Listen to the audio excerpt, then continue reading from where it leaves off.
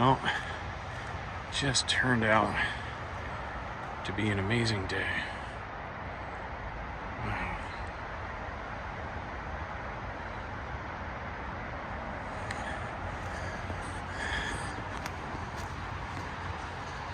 Well, we're gonna go up here and explain what this is all about.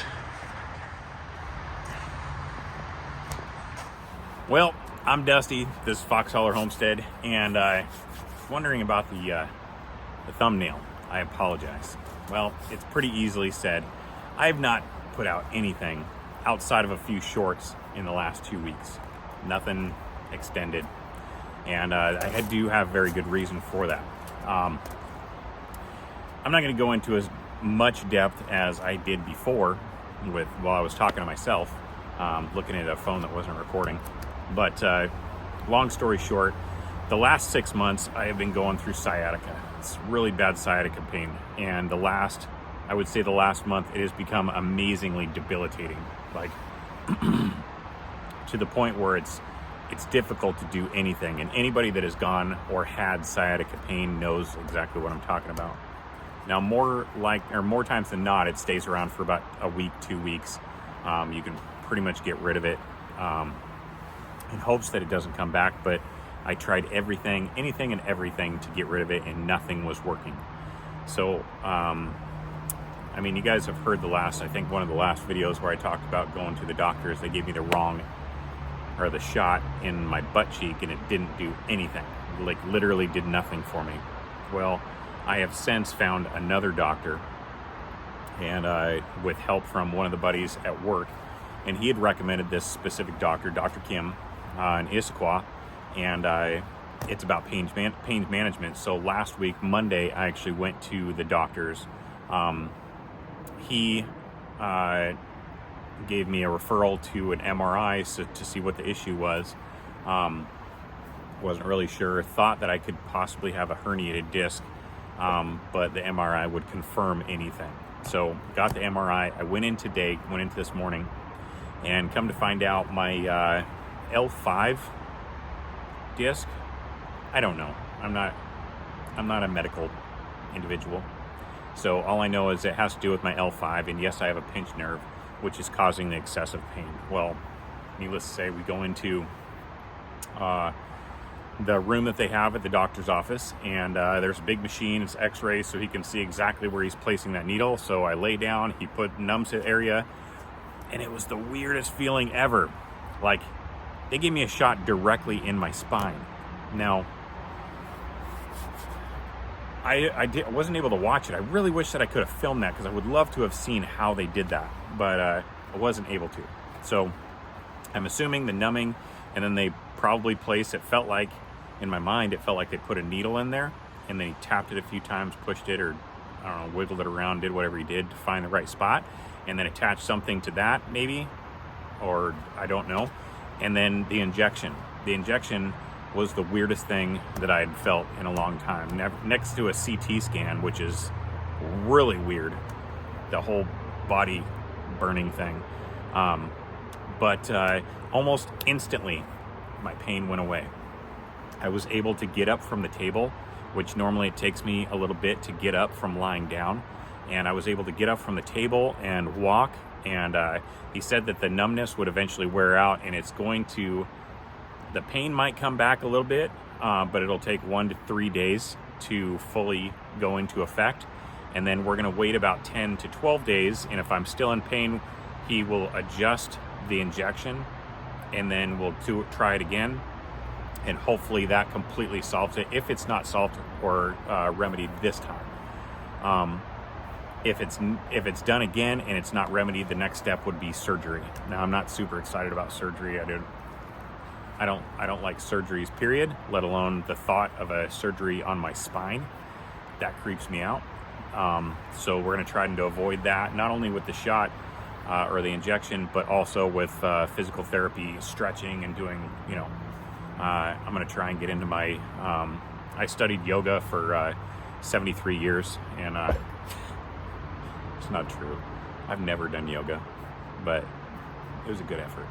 So, and I probably won't do yoga, but I'll do some stretching. And fingers crossed, this is how it's going to work, or how it's going to happen. It's going to be totally fixed, and I'm going to be awesome for the rest of my life. Cool. But again, long story short, the reason why I haven't made any videos, and I have to sincerely apologize for that.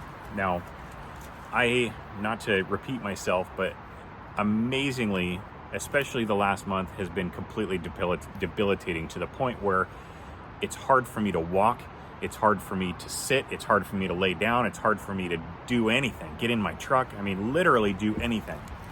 And helping cook meals, and there's nothing I could do without being in complete and utter pain. And it was bad. It got so bad. So when it came down to making videos, I had no motivation at all to make a video. I couldn't walk through the woods. I could start walking through the woods, but maybe 2 minutes into it, I would just be in so much pain, I just couldn't do it. And standing was just horrendous. So that's why I haven't come up with any videos in the last 2 weeks. And again, I sincerely apologize. Now, I do have a ton of projects coming up this summer. It's springtime now. The weather is getting better. It's still raining like crazy here. April showers bring May flowers. All the buds on the trees are coming out. This is one of my favorite times of the year outside of fall. Winter it drags on. It makes me crazy a little bit. Summertime, I think it's beautiful, but anything over 75 degrees, it's like torture to me. So those two seasons are just awesome. I love them. But we have some really cool projects coming up, and one of them is building a top over the RV. Now, I did look online, like different carports and what have you. They build it specifically to your vehicle. For a 44-foot RV that you'd make it about 18 to 20 feet wide, 44 feet long, we're looking at a price upwards of $10,000. And that's not even like a solid structure. We get a lot of rain, a lot of heavy, like really, really strong winds, heavy snows. And I just don't trust that. Not for 10 grand. Not that kind of structure. It seems a little flimsy to me. So I'm going to build one. And the cool thing about that is for quite some time, I have the unique position of working on construction sites, and they get rid of, I'm really amazed the amount of materials, building materials that they get rid of. They just trash them, or they send them back to, wherever, their yard, or use it for the next project. But a lot of times they get rid of it. And I am always there looking at plywood, 2x6s, 6x6s, beam joists, the list goes on. And I've been collecting for quite some time, so I have enough building material to build my own over top of the RV, and it will be stout. That thing will not collapse outside of a tree coming down. As far as living in an RV, it's very testing, to say the least. And it's not like a house where you can buy a 10, 15 year roof. It doesn't work like that. So we're exposed to the elements, and I need to protect that investment the best that we can. It's a very expensive investment, and I don't want to ruin it just because I was too lazy or ignorant to recognize that the elements will destroy an RV. So that's that. Also, the 30-foot by 40-foot deck that I'm going to build for Regina, we're going to get into that as far as the reason why we're doing such an enormous deck. Really, really cool plans coming up. And another thing, my buddy Joe, I've been friends with Joe for probably about 15 years. And, what can I say about Joe? Joe is just an all-around an amazing man.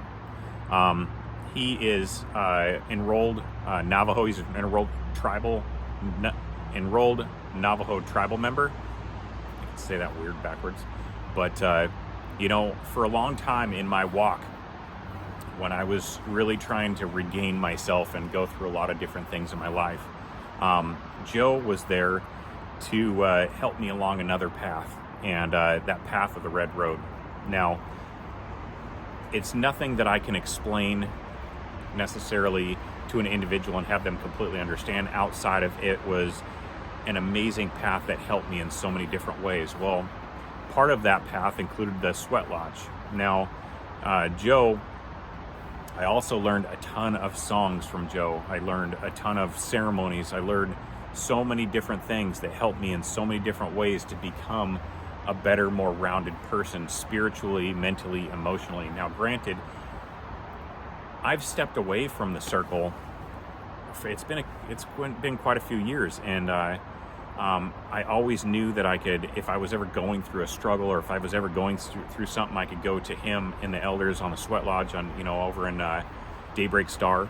And man, just being around the elders and listening to songs and stories, and the honesty, the brutal honesty, was so helpful. And being inside that Sweat Lodge was such an amazing experience that is unique to each individual.